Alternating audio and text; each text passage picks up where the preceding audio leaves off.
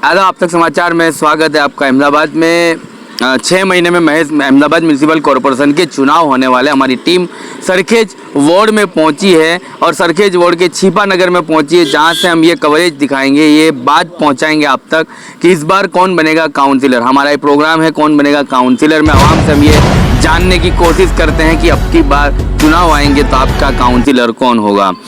तमाम से एक एक करके हम बात करेंगे कि कैसे देखते हो आपके विस्तार की समस्याओं को और आपकी विस्तार में तकलीफें क्या, और आने वाले दिनों में आपका काउंसिलर कैसा होना चाहिए।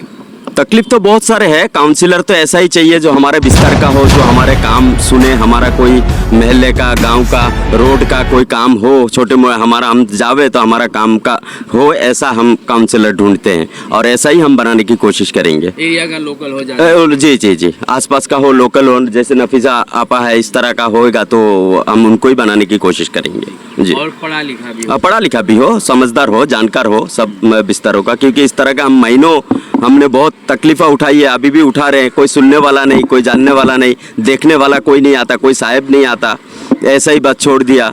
और इसमें तमाम लोग, इतनी बड़ी दरगाह है, वहाँ जाते आते हज़ारों लोग रोज का अप डाउन है, लेकिन कोई किसी को कोई फिक्र नहीं है इसका। और आसपास के जो लोग हैं, लोग एक एक घर में 2-2, 3-3 जने बीमार है, बुखार, मलेरिया, वो जुलाब भी हो जाता है, उल्टी हो जाती है, पानियों में तकलीफ है। जी जी, बहुत तकलीफ है। तो ये इसके लिए समस्या क्या है? ड्रेनेज का पानी है, साथ में ये नल का कनेक्शन का भी पानी एक साथ में मिलते हैं, वहाँ पाइप दिखता भी है, सब मिक्स होता है, इसका कारण हो सकता है, हो रहा है। और खासकर तो ये ड्रेन का जितना से जल्दी हो, मेहरबानी करके हम चाहते हैं कि ये थोड़ा रहम नज़र हो हमारे पे और यहाँ के तमाम पब्लिक को ऊपर रहम नज़र हो।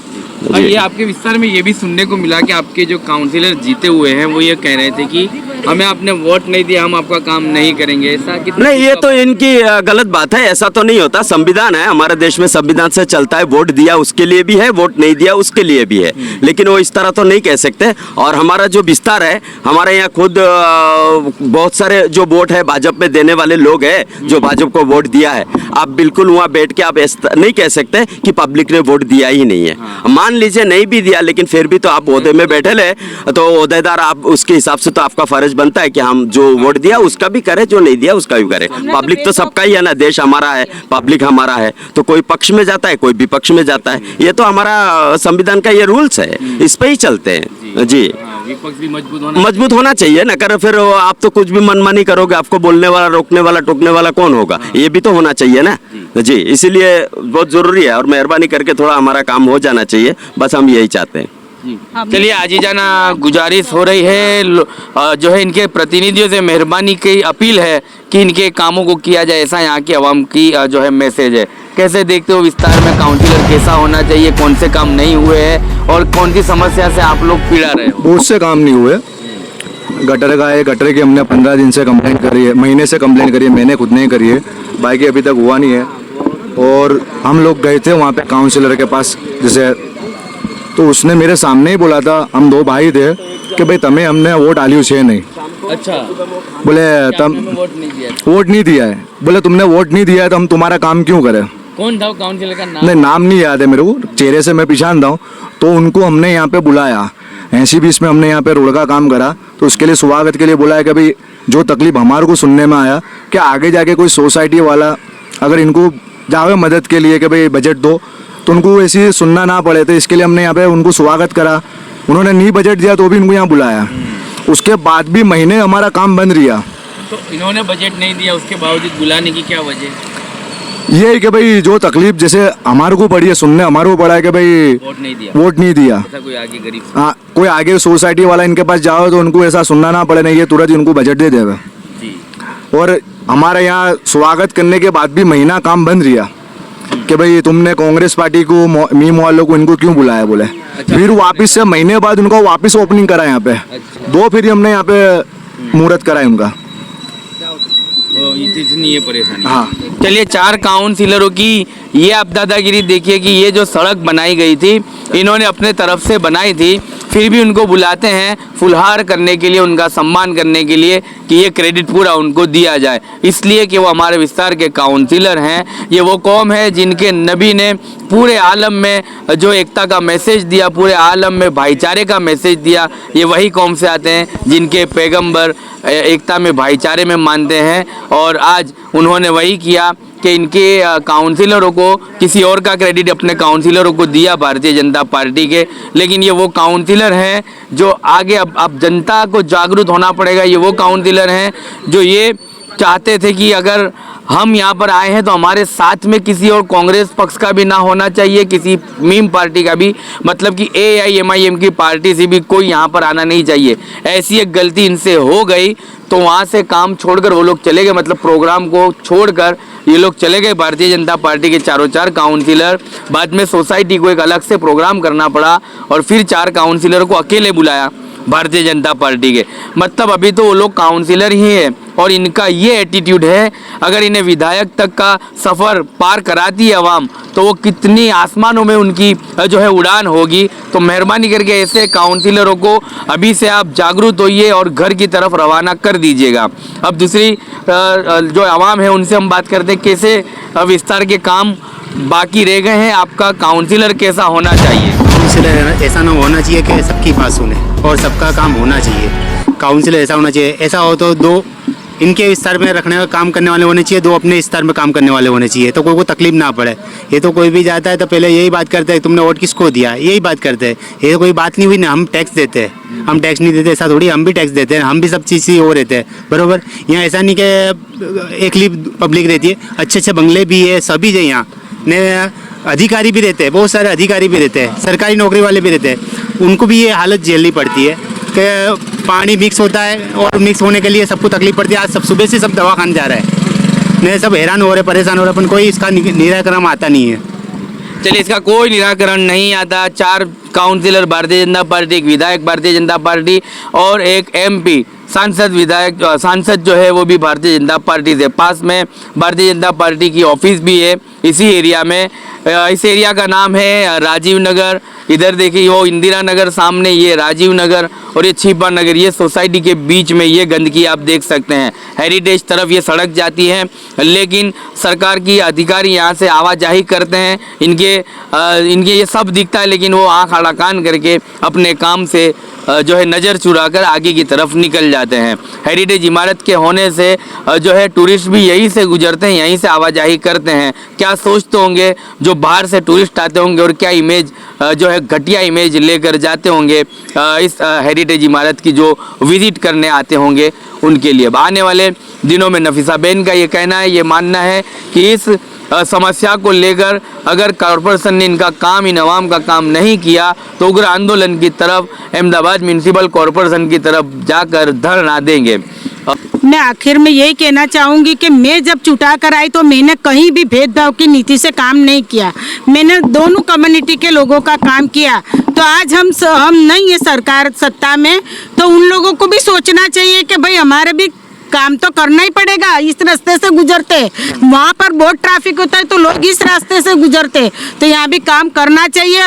और नहीं करेंगे तो हम बड़े पाए पे इसका विरोध करेंगे कॉरपोरेशन में कि एक तरफी कामगिरी नहीं चलेगी, पहले भी करता है और करेंगे।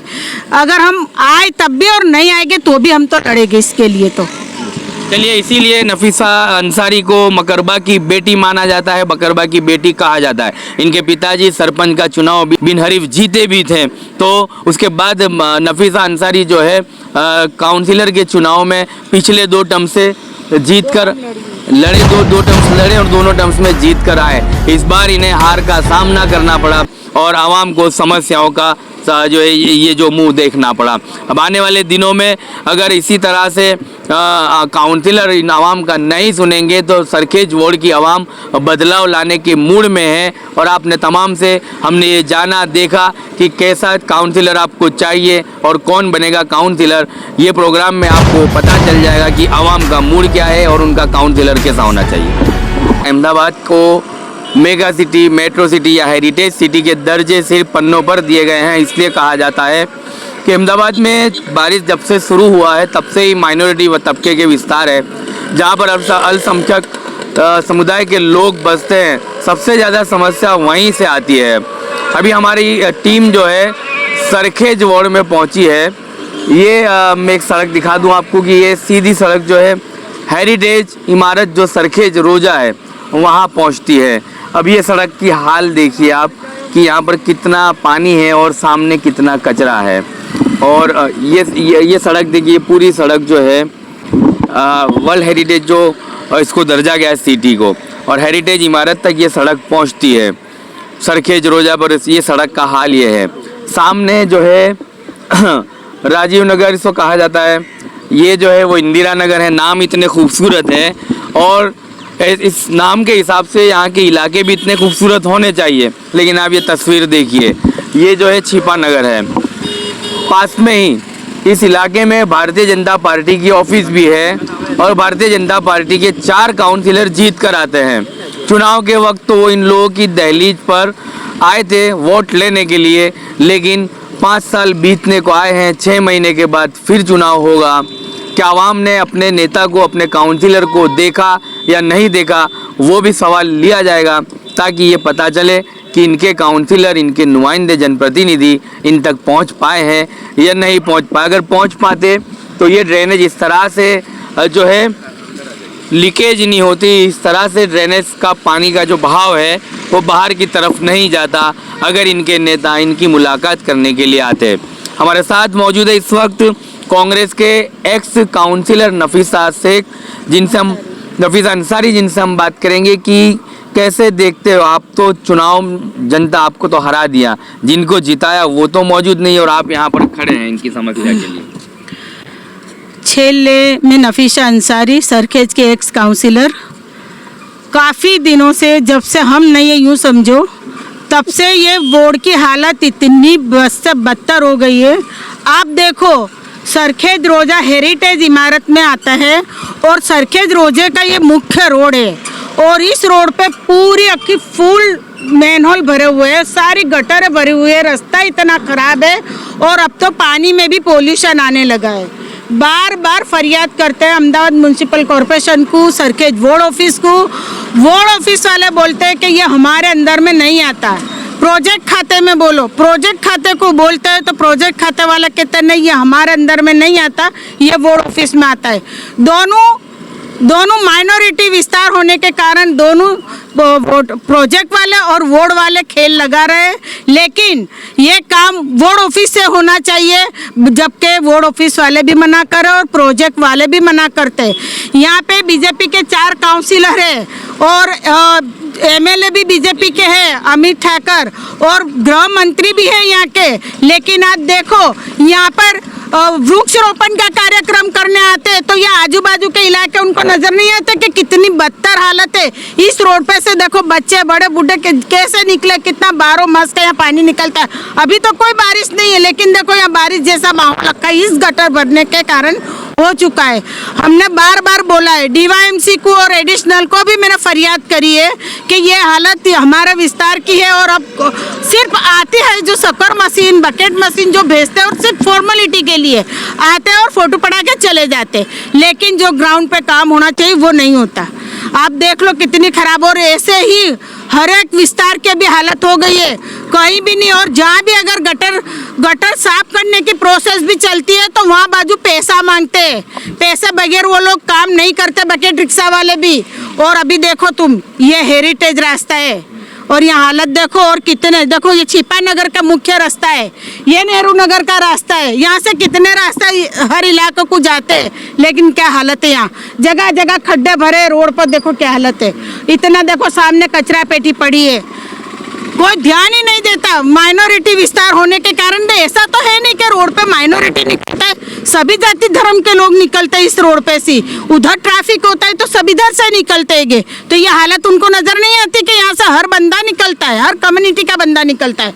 तो ये रोड की भी हालत इतनी खराब है। हम अहमदाबाद म्यूनसिपल कॉरपोरेशन को हम ये कहना चाहते हैं कि हमारी ये जितनी भी गटरें भरा गई है, जो इतने सालों से काम नहीं हुआ, और इस पूरा के पूरे जो मेन हॉल है उसको साफ करने में आवे, और ये रोड की भी हालत, रोड जो है इस रोड का भी रोड भी बनाने में आवे, क्योंकि इस रोड पे भी बहुत सारे लोग यहाँ से गुजरते हैं। इसलिए ये रोड और हमारे और सभी देखो परेशान है, सबका घरों में गंदा पानी आता है जिसके कारण पेट में दुखावा चालू हो गया है। अगर यदि आप जीत कर आए होते तो ये समस्या जारी रहती, अगर होती तो आप क्या कर सकते ऐसे मौके पर? ये भी एक सवाल लोगों को जानना है। हम तो देखो सभी लोगों को भी खबर है, पता है कि हम तो थे, हम जीते थे तब भी और आज हम नहीं जीते तब भी देखो हम तो खड़े रह के काम करवाते हैं, तब हक से काम करवाते थे। लेकिन अब किसको बोले, जाए तो जाए का, जो काउंसिलर जो यहाँ से वोट लेकर जाते वो हमारे विस्तार में देखने नहीं आते।